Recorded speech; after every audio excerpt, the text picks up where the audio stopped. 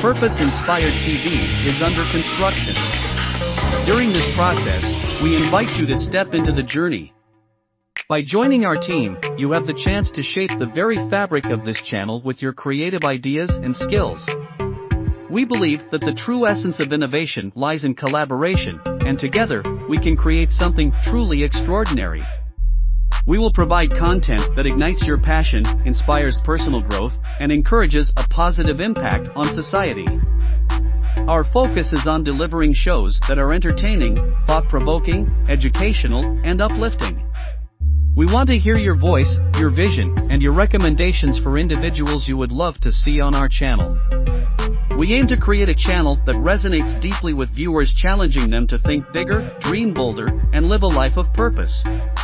So, join us today, and together, we can make a difference, one viewer, one show, and one purpose at a time.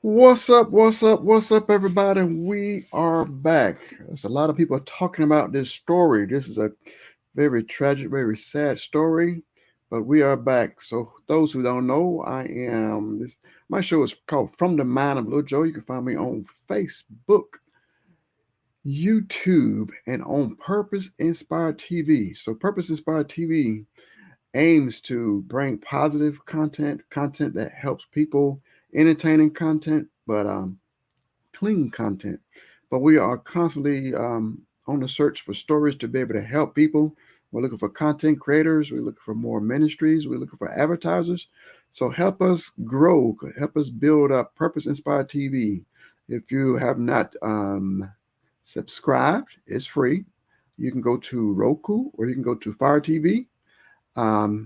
If you use the voice button on the remote, just say Purpose Inspired TV, and our logo right here will come up on the Roku Fire TV.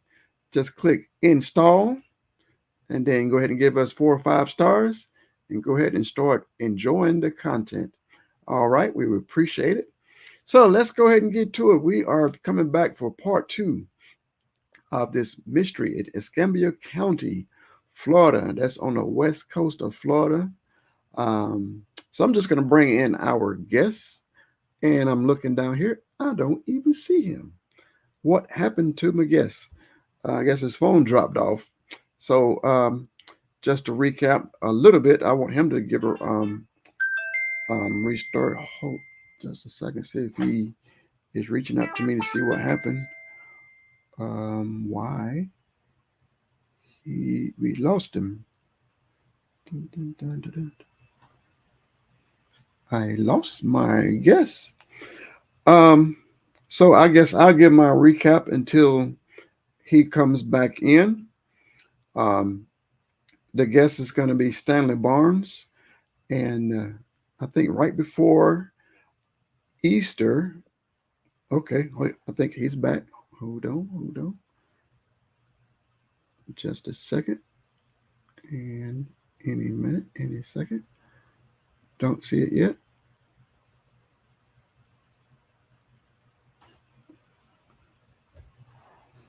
Stanley, are you there? There you go. I see.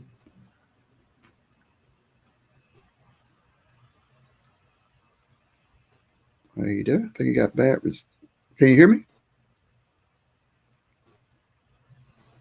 We got bad reception over there.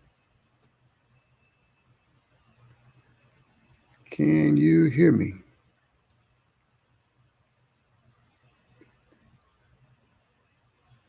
Okay. All right. I guess I'll give my recap, and he can fill in all the different blanks. So he got a phone call from the Jacksonville Police Department They was at his front door. They had some information for him, but they wouldn't give him the information. And eventually, after some hours went by, they was able to meet up with him, and all they did was give him a phone number to the Escambia County investigators. So they called him, and basically they said they found their son's body. And I believe at that point he was said it looked like it was um, a self-inflicted gun wound. Let's try it again. See, he's trying to come back in again. Waiting.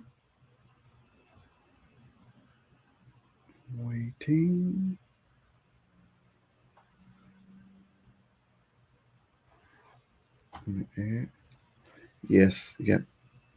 How are we going to bring our guest in if this internet is not working? Okay. So the Escambia County investigator told him that his son's body was found and it was a self-inflicted gun wound. So that was tragic to hear that. So they decided to go over to Escambia County, Pensacola. That's the closest city, I think, closest major city that's in that county. Went over there as fast as they could the following day. So when they got there, the investigator was nowhere to be found. I believe for 2 days, the investigator didn't show up. The investigator didn't provide anyone with any information to be able to help this grieving family that just got this tragic information about their son. See if we're working this time, Mr. Stanley. Sir, can you hear me? I hear you. All right, you good to go now? Yeah, I think so. I'm gonna try it on the phone, see if that works. Okay, it's way better. Okay, so you all settled? Okay. Yeah, we're all set. All right. So I was giving my recap. So I guess I just let you go ahead and just for the new viewers, the new people who didn't hear the other story or didn't hear everything, you just give you can do a quick recap from the point where you got the first phone call from the Jacksonville police. All right, going back before Good Friday, got a call from the Jacksonville police officer that they had information from me that was related to one of my sons. So we finally decided, we were finally able to figure out which one it was. It's the son that was living in Pensacola, Florida. And later in that night, after multiple tries to reach Jacksonville Sheriff's Office, we finally got through and had an officer come out to give us the information, which was a phone number to a Escambia County Sheriff's Office investigator in Pensacola. Called that phone number, was not able to reach anybody. Phone number went to voicemail, called a non-emergency number. They said they would reach out, and we did not hear from anybody there in Pensacola for the entirety of Monday night. On Tuesday, reached out again a couple of times, was able to reach him on the second try. And then that's when we got the news that our son had passed away in Escambia County. We talked to the investigator, got some information, but told him we would be there the following day, which was Wednesday. And so on Wednesday, we took the 7-hour trip over to Pensacola to hopefully get some clarity and some details about what had actually transpired. Get there on Wednesday, not able to speak to the investigator. He was working in another county. We were there in Pensacola for the majority of the day. Still was not able to speak with him.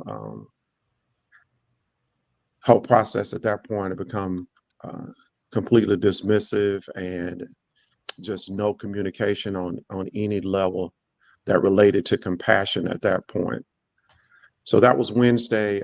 All day Wednesday we were there trying to arrange some things or figure out what the process was we needed to do, and only to find out that there was not going to be any opportunity to do a visual identification at the medical examiner's office. So that's not how they do it in Pensacola. So we were not able to do that either. We were not able to see him, not able to confirm even that it was him. And so that was the Wednesday. Came back to Jacksonville Thursday, Friday, Saturday, no additional information and no word from the investigator. Friday was Good Friday. So we started our own campaign, encouraging people that we knew, organizations that my wife was a part of, to write and call Escambia County Sheriff's Office and the Pensacola Police to see if we could get some additional information, because the only thing we had was that initial conversation that we had with the officer on that Tuesday. All through the weekend, no communication from Pensacola. Through one organization my wife's a part of, was able to reach out to a Pensacola victims advocate who had a relationship with the sheriff. She went and saw him on the Monday morning following Easter. And he promised her within an hour we would hear from somebody, and we did. Heard from a captain within an hour. And then after speaking with him, he said within an hour, you'll hear from the actual investigators. And we did. At that point, he recanted the cause of death that he had told us initially, and was attempting to give us some information about the scene. And most of that was inaccurate also, based on the initial conversation we had. And so there's just the level of, the lack of compassion and the lack of humanity was just, it continued to be evident even in that conversation. And after that, we picked up my son's items and attempted to retrieve the car, which we found out had been towed. It was not in police impound. So we weren't able to get that.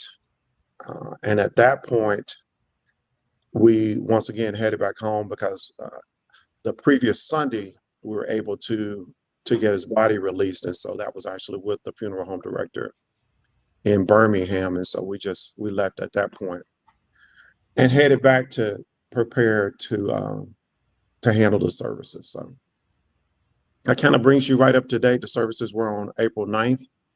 And to date, we don't have any additional information.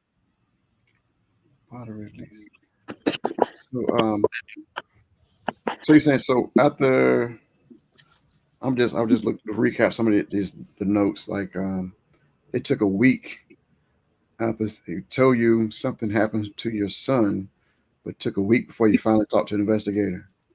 Yes. Yeah. 6 days. So from Tuesday to Monday, we never spoke with him again after the initial Tuesday.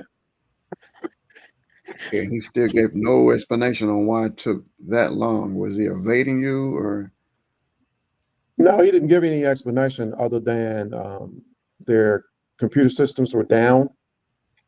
They actually had a cyber attack, and Friday was a holiday, and he doesn't work weekends. So that was the long and the short of the explanation for why there was no communication between that Tuesday and the following Monday. Still, yeah, that's that's all. It's just so many red flags. So I've just been asking questions, doing a little investigating myself. Okay. But no, like, let's go to the car. So if they're investigating this, what happened to your son, they didn't say why they had it towed instead of, towed to a regular tow truck company that you have to pay to get out, and not being impounded to where the police would have it, so you have access to it, and they can be doing some investigating, with the car. No, there was no explanation about that at all. And we had no idea that it was not in police impound until we actually got to the tow yard. And then the owner at the tow yard explained that the car had been towed. And so there's a daily fee for cars that are towed.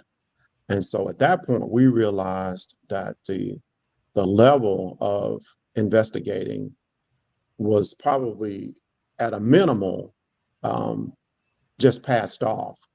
And so that was another red flag for us, is that the car had been towed and had not been impounded as a part of, what they're saying they're investigating. Okay, so since they didn't impound a car to investigate that, and I don't know if you talked about, you said someone was able to get to the car and take pictures because they just left it there. Did you find any information from that person? Well, the person that you're talking about is an actual person that camps out there on a regular basis. And so she actually had photos, and we were able to gather some of those photos. And the majority of the information that we gathered concerning the scene was actually not from Escambia County. It was from somebody that was actually at the scene. And so that's another red flag, is that all of that information, in my opinion, should have been shared by the investigator. And even if it took us taking a drive out there in order for you to kind of give us an idea of what this scene looks like, that would have been more appropriate than basically just telling us we got the name of the location, but we've not gotten any hands-on. We've not gotten any what I would consider personal treatment as it relates to helping us to understand. It may be common for him, but obviously this is something that we don't have to deal with on a regular basis. And so it would have been helpful if he had given us as much information about everything that was involved as he could. And that simply has not happened today. Yeah, you had to make this 7 hours away, a 7 hour trip. But Right. was there any other? He have any other family members over there that could have stayed on them or No, got to no, them faster than you did? no other family members in the area. So we were the closest. Okay. So, and you said you actually did some investigating yourself. So, what did you find out at the location where they said the car was? Well, when you go out to the location, it's just not very likely that what they say happened in my mind. And so our thing is, if it did happen, all we need for you to do is just explain to us how. And so that's where we are today. We're currently waiting on all of the reports to be finalized, because the one report that we were able to get, and they did explain that there may be some things missing out of the report because it's not finalized. But for us, that meant that maybe some things would be redacted. But we wound up getting 15 blank pages uh, when we made the records request to get the report that they had generated as a result of this case. Well, they're saying the report is not finalized, but it seems to me that there's no more investigation. There's no more investigating going on. They didn't have the time to talk to you. So if when you got to town, he wasn't in town, so that means he wasn't investigating it. So it doesn't look like any investigation is going on. So my question next would be, what kind of report you have to make if you finish the investigation? Yeah, and we're asking the same questions. We wonder, what is it that you're investigating? If one, you've already released the body, so clearly there's no issue there in your mind anyway. Two, you didn't impound the car. The car was actually towed, so there's no more investigation as it relates to the car. And then three, when we actually had a conversation with you, you told us that we could get a copy of the report and it would be available. All we needed to do was make the records request. And yet here we are weeks later, and we still don't have a complete report. We don't know how you got to how you reached the conclusions that you reached, because we don't have a finalized report. And we can't get anything from the medical examiner we can't get the medical examiner's report until the investigator completes his report and he signs off on everything. So at this point, we're still in a holding pattern, waiting for all of those things to be finalized. Okay, so that's one tip you can give to other family members of victims like that. That the police. So actually, I was talking to a former investigator. He said it should be two forms. One, the arriving officer, the one that was on the scene first, he's supposed to give a report. So you should be able to receive that report, and also the investigator that's investigating the crime. I call it a crime now. That's public records. You're supposed to be able to release that also. So if Mhm. you have a situation where they're not allowing you to see that, that's you can request that legally, or they don't supposed to refrain, keep you from holding it, from getting it. So, but again, if they, I'm gonna go back to you saying that your investigation, the forms were blank. I mean, they're not saying that they're not actively looking for someone. If they're telling you they're not actively looking for someone, what could they be trying to prevent you from reading on the forms? Well, and that's the issue right now is our question is, if you're investigating, then why are all these other elements released? Like, why is the car available to be picked up, and then why was his body released if you're still investigating? And if you're not investigating, then why don't we have a complete report? Why do we have 15 blank pages? And our expectation was that there may be some things that may have been blacked out that we weren't able to read, but we certainly didn't expect to get 15 blank pages with no information. And so at this point, we're basically just giving them an opportunity to finalize everything. And then my expectation is that, the first of next week, we should be able to get everything that we're going to request. And we do want to get the first responders report. We want to get the eyewitness report. We want to hear the 911 call. We want to know if the officers were wearing any body cams. All the information that's available to the public, we want to make sure we get all of that. And so that's what we're waiting for now. Okay, I'm trying to understand these 15 blank pages. You mean tell me, does blank, or did it have the letterhead but no information on what's how can they present you with 15 blank sheets? Well, the only thing the pages has are the headers for each page, which just lists the day and the date and the location. And that's the only thing that each page has. And that's just repeated page after page after page for 15 pages. So what's the reason for even giving you that? Because anytime you make a records request, they have to honor the request. And the records clerk actually pointed out, she said there may not be a lot of information. And so I was expecting that, but no information. I was not expecting that. So basically, all those reports that they supposed to have filed is not there. So Yeah, that's what she's yeah, supposed to be giving you. yeah. We don't have any information on how the process, how this investigation progressed. We don't know about anything about how he came to the conclusions that he came to about the cause of death, and whether there's anybody involved or not anybody involved. We don't have any information as it relates to that. Okay.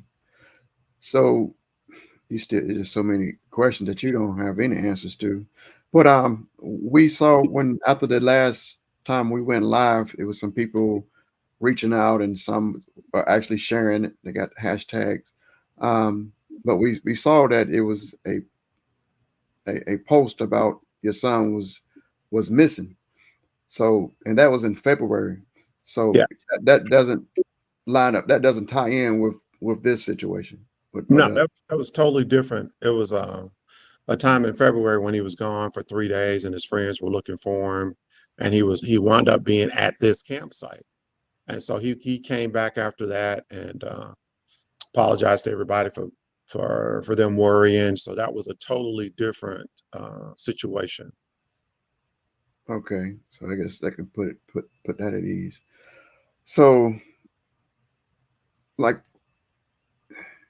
you said, I don't know if you want to go into the story where they said there was someone found a body. They any Well, more? You go we ahead. found a news article after we knew the details around how he passed, and we just Googled the details. And once we knew the location, we Googled the location, and it just said body found at this recreation area, and Escambia County Sheriff says no foul play suspected. And he didn't tell us about that article. We actually found that one on our own, and like I said, the lack of information is the thing that's probably been the most concerning. And then once again, the fact that this is all new territory for us having to navigate this, the lack of compassion that has gone along with that. is also an area of concern. See, I would really believe, and I would like for the viewers to understand, we're in no way trying to attack Escambia County or any of the officials, but it's just a lot of the stories are not adding up. They're not matching. They're not giving away. They're not giving out information that need to be given, and not even the lack of compassion already leads you down the road of um, someone may be trying to hide something. Are you getting that impression, or are you getting that feeling? Oh, we got that right away once we found out that the actual cause of death didn't match up with what he told us initially. So that has it just continues to be heightened. The more information you get, the more you realize that there's a lot more that needs to be uncovered as it relates to not only this story, but an additional concern is this a way of doing work in Escambia County? Is this type of investigation or lack of, is that how we do things, or is that how things are done in Escambia County? And if it is, then there's a light that needs to be shined in some of these dark places there. Yeah. So when you said the story, can I talk about how you said how they found them, and then what they said that they think would happen? You talking about the initial story? What? Yeah, about yes. Yeah, the initial story involved a gunshot and his belief that it was self-inflicted. And then after the funeral director actually had him on the weekend before, on Sunday, on Easter Sunday, when he picked him up, and we were asking about where was the wound, and he pointed out that it wasn't a wound, that there were ligature marks around his neck, and so that he wasn't a medical examiner, so he couldn't give us a medical examiner's view, but from his experience, then that was the result of a hanging, not a gunshot wound. So that's just the beginning. If my name is Joe, or ordinary Joe should be able to walk up and see if the person, you can tell the difference between a gunshot wound and not being able to see a gunshot wound. So it just put questions into the whole investigation process. If you can't figure out that simple matter right there, just by observing, just walking up on the scene. Um, Well, the captain we spoke to, he tried to relieve him from the burden of having to recant by saying, well, maybe he got the details of the case confused, because there were a couple of cases around the same time frame. And so, I mean, we were prepared for him to recant, but he didn't do that. He just said that he understood that we thought that there was a weapon involved, but there was not. And to that point, he had been the only person that we had spoken to. So I don't know where we would have gotten that information from if not from him, because nobody else would talk about the case. Everybody else directed us to this individual. because we know just any little bit of information somebody give you. I know y'all was just repeating it in your mind for the 7 hours driving over there. Absolutely. That's all you had to go with. Right. Right. So you rewind every single thing, every single step away. This happened, that happened. So of course you can have it down packed, memorized and everything. So you're not going to get it wrong. Nah. But that's just showing you what level of investigation is lack thereof. Yes. So, Yes. okay, So so it's one concern after another, and like I said, it would have been a simple process if, in my opinion, if he had just taken the time, and had some compassion about parents that were coming to get information, and then been, in my estimation, just did what he gets paid for. I mean, that was his job, was to make sure this was investigated thoroughly. And then once again, your job should also be to try to put the parents at ease about the fact that you have done all that you needed to do, and that they shouldn't have any questions about anything. But that hasn't happened. We have a ton of questions, and those questions at this point have not been answered. I believe that's part of being a public servant. Yes, Yes, part of your job is to investigate, but the other part is to deal with the parents, loved ones, and relatives. So you should have compassion. You should have heart. You can't demand it. You can't make it. Make people have compassion, right, but it should be human decency. If you're going to have a position serving a community, having compassion is part of serving a community. right. Um, can you just give a little bit? I know it's how a little bit update on how the service went. I know how do you describe a service, but people coming back to show their respect. Yeah, it was the support and amount of love that's been shown for us during this time frame has been amazing. We were able to actually live stream the service, so his friends from high school or his friends from Pensacola or people that he knew that they would actually be able to tune in. And so it was about 80 people or so on the live stream, in addition to the people that were actually in the chapel. And so that portion of it was good because it gave you an opportunity to have a measure of closure. Hmm. And so that's always a good thing. But now we're back to the work of trying to get answers to these questions that we have. And so that's our daily grind right now. Is just trying to get the answers to those questions. Okay, getting kind of personal, but has someone was again acquiring about the story, and they suggested that I didn't call you about it, but this was somebody said that you shouldn't have a burial because they still should have their body to be able to do some more investigation. Hmm. But where's it like?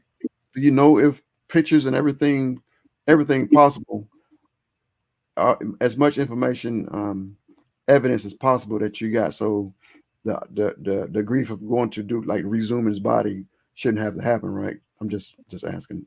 No, no, that's not an issue unless you're concerned about the cause of death. Okay, And so if that had been an issue, then that maybe that would have been something that we would have to be concerned about. But that's not an issue in this situation. okay. So the cause of death, um, according to um, the funeral Me- home funeral director. Yeah, what the medical examiner's report is the one that we're still waiting for. And so that's what we'll be able to actually connect some of the dots once we get these reports. But until then, nothing is final. And so we'll just have to wait and see. Okay.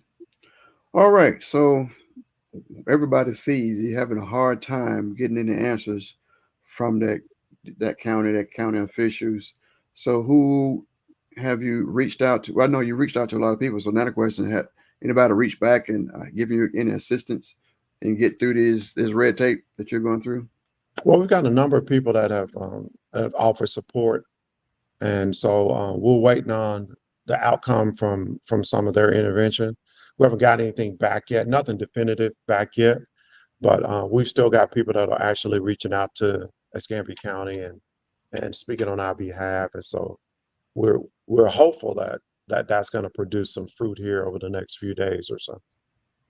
Okay. Is there any other kind of support that you need or looking for? I know what we're doing now is to keep the story alive and spreading it as much as we can, get more people, informed.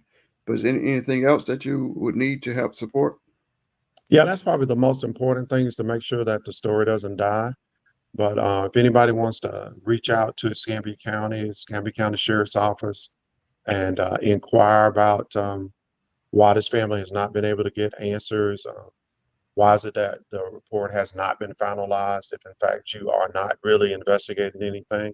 So anything that people think that could be helpful, if there's any connections, is there any the people in authority that you think may be helpful in order for us to get all of the information that we need, all of those things are encouraged. But the main thing is just to make sure that this story continues to have life.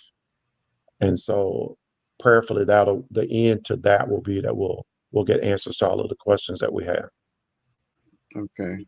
So I think one conclusion that what I thought was, if they thought you thought your son took his own life, that was in the story.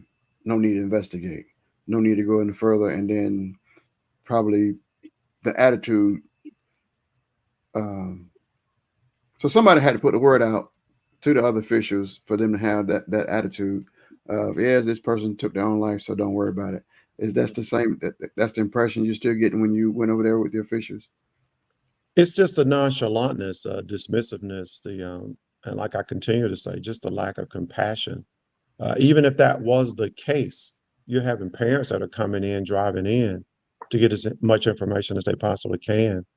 And that didn't seem to be a concern for anybody that was there. And so the fact that your computer system was down, that was just an issue. That was an issue that you had also had in 2019. So, I mean, the thought would have been that you'd already had some protocols in place because you're going to have the same issues now that you had back then.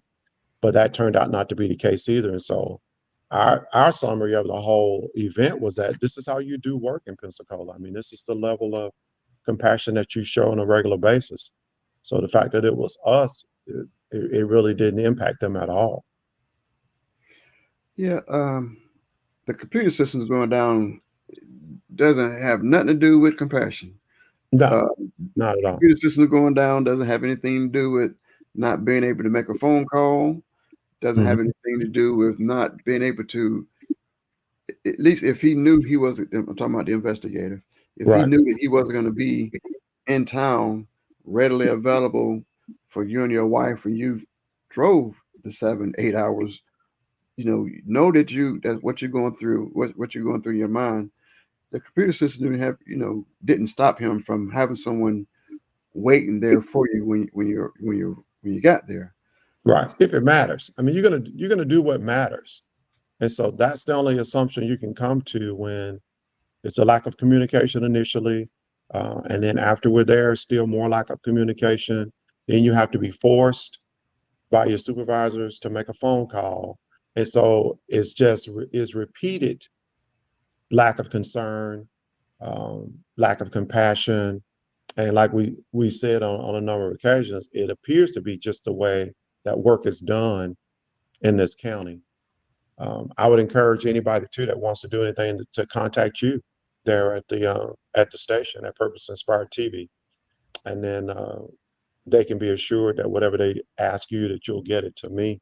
But that'll be another avenue for them to. It'll be a lot easier for them to just to respond to you at the TV station. All right. So yeah, we're looking for other stories too, because it may, if like you say, if this is the way this protocol, this is the way it's done, Hmm. I can't imagine other families going through a similar situation. And Yeah. especially if you don't live there. Right. If somebody you're 7 hours away and going through this, I can't imagine the people, some people who live there or people who live further away who are unable to get there and unable to, you know, um, ask these questions. Right. So I'm looking to see if anybody. Let me see. We got a lot of praying for you, encouragements. Um, so if anybody on the call, did anybody have any other experience like this over in the Pensacola, Escambia County area, or it could be any other parts of the country. If it's the same situation, it still need to be resolved. Uh, I'm just checking for some of the comments. Um, I think these are people who have been tagged. Yeah. But all right. So okay, I think what you said. So what's your next step? What's your next move? Yeah, we're waiting for some of the people that we've reached out to see if they can be impactful in the situation and maybe generate some more leads or get us some information about the questions that we have. And so that's kind of the process now, and then waiting for all of these reports to be finalized so that we can get some real hands-on copies of everything that they did or did not do. Depends on which situation we're looking at, and then we can kind of connect the dots and and figure out what actually transpired. So are they giving you any kind of timeline, or basically you got to bring someone there to put some pressure on them? No, there's been no timeline. Like I said, initially, the day we were there, he said we could get the report in its entirety, only to find out that, we couldn't, and that was the 15 blank pages. And so now while we're doing some other things, this should give them an opportunity to have everything finalized. And then, of course, before we make a drive over there, we're going to ask, is everything finalized, and can we actually get a copy of everything? And hopefully the answer to that question will be yes. Okay. We got a question. Have you contacted the National Action Network? Have you contacted Al Sharpton? Yes, we have. Okay. Someone from his team responded? I don't know that there's been a response yet, but there has been an email that was generated to them. Okay. All right. We have a lot of people saying they'll be praying for you. So any other questions about the case? No, I think that brings you up to speed right now. And as we get more information, then I'll be relaying that to you. All right. Again, we are on your side. Uh-oh, there she is. She don't. Hello, Miss. Hi. You've been giving them a hard time over there. I have because he's wonderful in terms of just being very, very straightforward and flat in his in his explanation of things. And I understand why, because this is something that is really, really taking a toll on us, on him especially. But one of the things that has not been said is that there are so many things that have gone wrong that I'm not really sure where we would I'm not really sure how we would seek help. There's so many things that have gone wrong, and to have parents and siblings who have to wait, days and days and days thinking one thing only to find out that the information that they've been given was incorrect. And then to have to wait overnight. And even then, some of the details that you may have gotten in the first time we talked about this, but even with the getting the notification, and just the reason that we spoke to the investigator on that Tuesday was because we called him, not because he'd gotten 20 messages and had left us a message the day before. So that entire time, you have the rest of our children who are really trying to figure out what is going on. Has something happened? No one knows anything. And if you can just imagine sitting in that space overnight and then going into the next day and no one saying a word, Nothing. and then having a conversation with you, with an investigator who gives us information that was just totally incorrect. It had nothing to do, and we did not find that out until his body was released and transported somewhere, and we didn't even know he was gone. No one mentioned that to us. No one contacted us and said that his body was being released, that it was being transported. None of that stuff happened.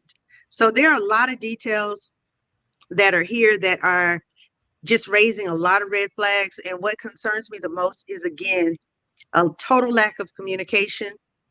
I'm not sure what protocols they say they have in place. We have looked up some things and found that there are a lot of things that were not followed. And at this point, I saw one of the comments earlier where someone mentioned it looks like a cover up. It looks like something's not right. And it does. It does. And you can't expect anyone to think anything different when there is no communication and there's such a lack of concern, lack of transparency. The language that is being used as it relates to causes and circumstances, it's just too many inconsistencies.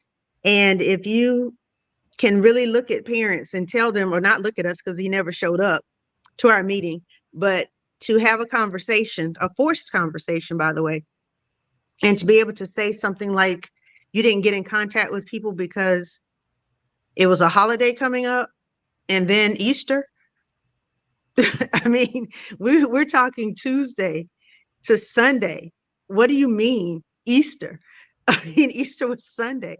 So it's just, there's so many things that just have caused us to be very much concerned. And at this point, we just need support. Again, if there's anyone here, anyone listening, anyone who sees this, who knows of anyone who can help, knows of anyone who can push, we're looking for any kind of activism around this. Something has to be done, because there are a lot of parents, as you just shared, who may not have the resources, may not have the time, may not have the connections, may not know how to navigate a system. And we're doing this not just for us and for our boys and for our daughters that are out there who are wondering. We're doing this for every other parent who's been ignored, who's been pushed aside, and who's been just told anything and expected to just live with it. So there's a lot behind this, and we have to keep pushing. We just have to keep pushing. So there is a hashtag out there, Justice for Daniel. I'm going to ask everyone to start using that hashtag. When I looked at it last time, or actually just a little while ago, it was at about 5,000, 6,000 hits on it. Please continue to use that hashtag. Justice for Daniel is that hashtag, and we are trying to get as much attention brought to this story as possible. So thank you again for allowing us to have this opportunity and to be on this platform. So you got a minute? Sure. I was going to hand him the phone back because he wants it. Okay. So why is the news? Why did the news reporters not there? Why is it not in the paper? Why they're not there? That's our answer. The silence that you just heard, that was our answer. I mean, I can understand that the officials one way, but unless the news reporter, especially the local news, decided let's not mess with this. If everybody know everybody and someone told them don't mess with this story or something, it's right. Unbelievable why it's too many. It's too many red flags. I wrote down notes and I put a dot beside. That don't make sense. That don't add up. I got all these red dots on my paper. I know an investigating reporter should be able to jump on all this, even if it was like one or two things that's not consistent. We got, I don't know, 10, 15 things that's not lining up. So you would think that the newspaper or the local news, someone would be investigating this. Yeah, the only story that we've seen, or only thing that has been shared, is that news article that we talked about earlier, and it was very bland. It just said essentially that there was a body found somewhere, and they expect no foul play. So that's it. That's all that's happened so far. And do know that letters have been sent to every person that you can possibly think of that's in authority or who may have access to media outlets, things of that nature. That's happened since Good Friday when we started that campaign. I saw some comments about lawsuit, but I know that's nowhere, not on your radar, but where would you even start? Who? Because it's so many different areas, like what, the whole entire county. I mean, where do you go? Yeah, it's some of the responses that we've gotten from county officials, for people in that area, city officials, as well as county officials, elected officials, have really been disturbing. I'll just use the word disturbing at that. And those are in response again to the response that we got from one elected official was that it essentially is not their ball game. It's like, so can you please ask your people to stop sending us emails and, it's kind of send this over. And I'm paraphrasing, of course, but send this over to the people who can actually do something about it. Please don't send me anything else. So, of course, when you're running into that from elected officials in that area, you already know kind of what you're dealing with. So it's going to take a heavy hitter, It's going to take someone who is interested in really exposing the issues, and someone who has the courage to stand up and do that in this space. And that often doesn't happen from within the system. It often has to happen from outside of the system. So that's the kind of help and support that we're looking for right now. Yes, somebody's outside the area that's not connected, Right. not in fear of their job or anything like that, not in fear of retaliation. Right. And not just your job, because I mean, if this is something that is related to something bigger, and I won't start labeling it, but if it's related to something other than what's a common thought, people may be afraid for their lives. Who knows? You never know. So I don't expect a lot of help to come from within, but I do know that there are people out there who can shake enough trees to get a light shining on this, so that we can really find out, not just in this situation, but how many other people are in situations that are similar, and how to rectify that issue so that no one else has to suffer this way again. Yeah, because they seem very comfortable without, even Yeah. with the phone calls. You've got a lot of people, like you said, you got a lot of people sending emails, um, text messages, and phone calls, and it still haven't really changed much. So Well, they feel, I guess they're emboldened to do it their way. yeah, it's essentially, if you're ever in a situation where something has worked in the past, you don't worry about it not working in the future. So in this particular situation, I'm sure there have been instances where perhaps people have just kind of gone away. Like, okay, you've gotten your body now, you've gotten, all of this stuff is over. What do you want from us now? And they don't understand that it's a bigger problem. What we're looking at is the systemic issues that have caused this to be what we have now determined is your way of work. And with that being the case, those are the things that have to be uprooted, because that's what keeps us in situations where we don't have the rights that we are entitled to. So, or we don't have the processes in place that support ensuring that people are handled humanely, and that people are treated fairly, and that there's transparency in your processes. So those are just things that have to happen, and they have to happen sooner than later.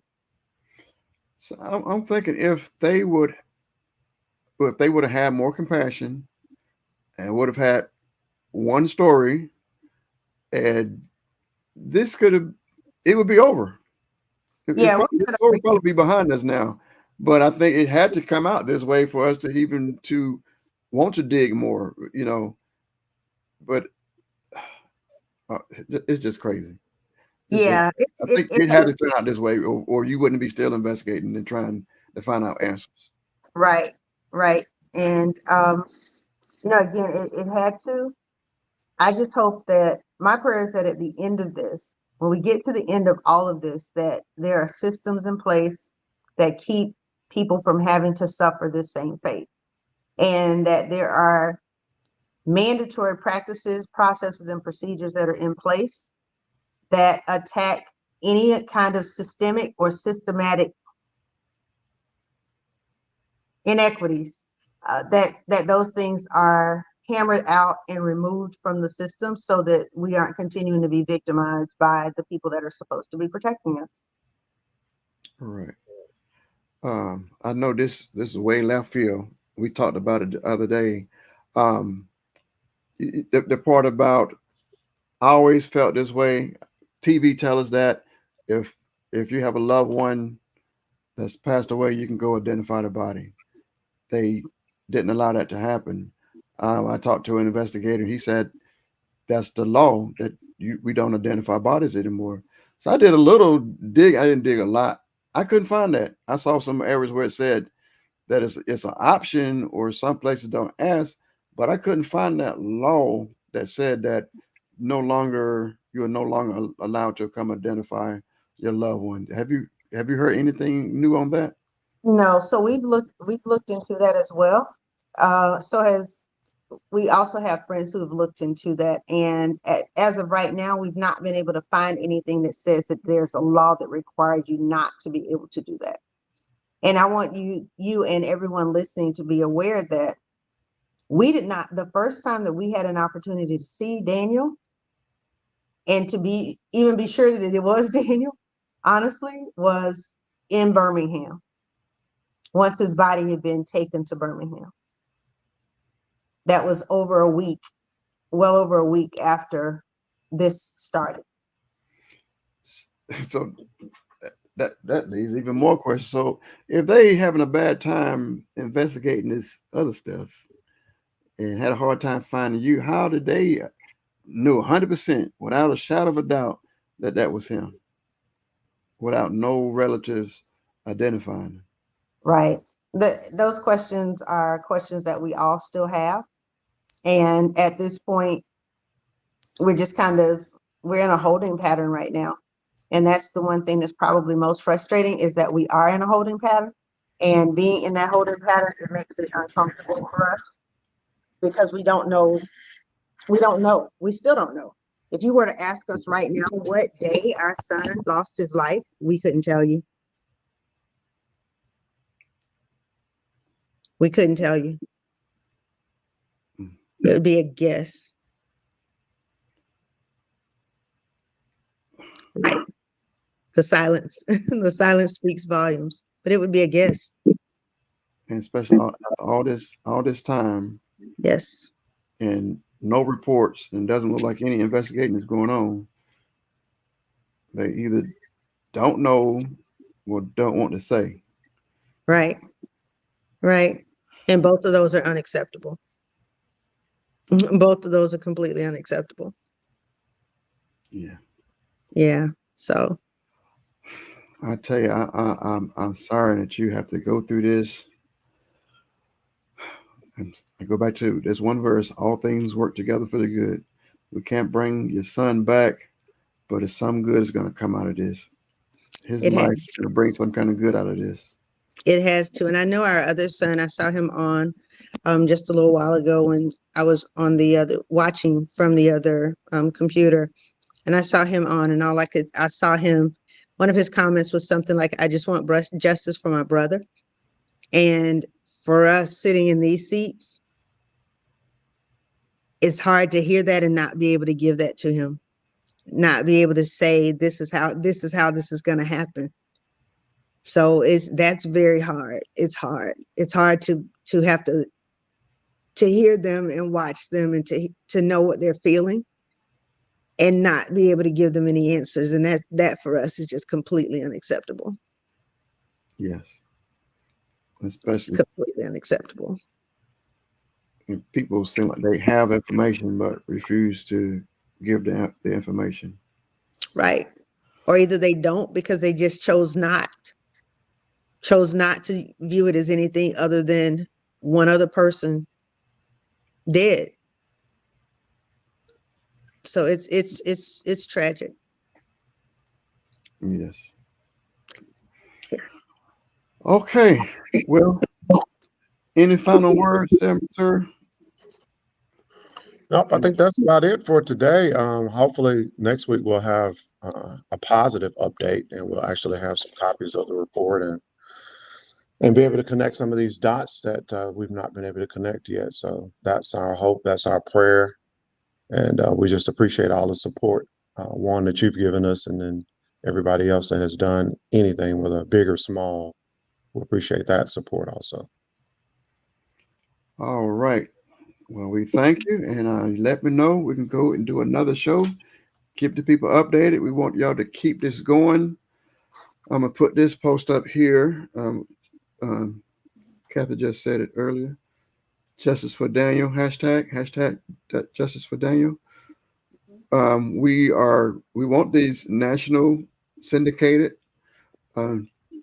talk shows, radio hosts. Just spread the word. We need to get those people involved also to get this, put the pressure on the county and the county officials so they can come out, go ahead and let us know what truly happened. when your son went missing. All right. Again, thanks for your time, sir. All right, sir. I appreciate it. Hey, you are welcome. I'm gonna try to say some of these messages. We got a lot of condolences and prayers. So a lot of people out there praying for you. All right. Thank you. We'll talk to you later. All right. All right. Be blessed. Be blessed. All right, everybody. That's the update. It's even more questions than before. It's this lack of compassion and more questions is just unbelievable. The more you ask one question, leads you to 2 or 3 more questions. I got like I said, I got so many red dots of this doesn't make sense and this doesn't make sense. This doesn't add up, and that's confused on why the news outlets and the newspapers are not investigating this story. But we can do our part. We can continue to spread this story, continue to let people know about this story, continue to share. We thank y'all for sharing. Continue to share the hashtag and join us. I believe we can try to get back here next week and give an update. So any questions, anybody have other stories like this that, it could be in the same city, the same area. There may be some clues, to maybe, if it's some foul play or one person doing something. Anyway, just if we have multiple stories, compare notes to the stories and see what's going on. We got to find the truth. We need to find the answer of what happened to our brother. All right. Thanks everybody for tuning in. Until next time, Lil Joe out. God bless.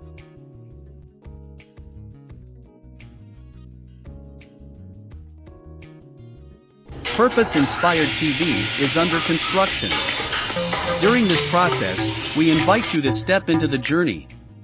By joining our team, you have the chance to shape the very fabric of this channel with your creative ideas and skills.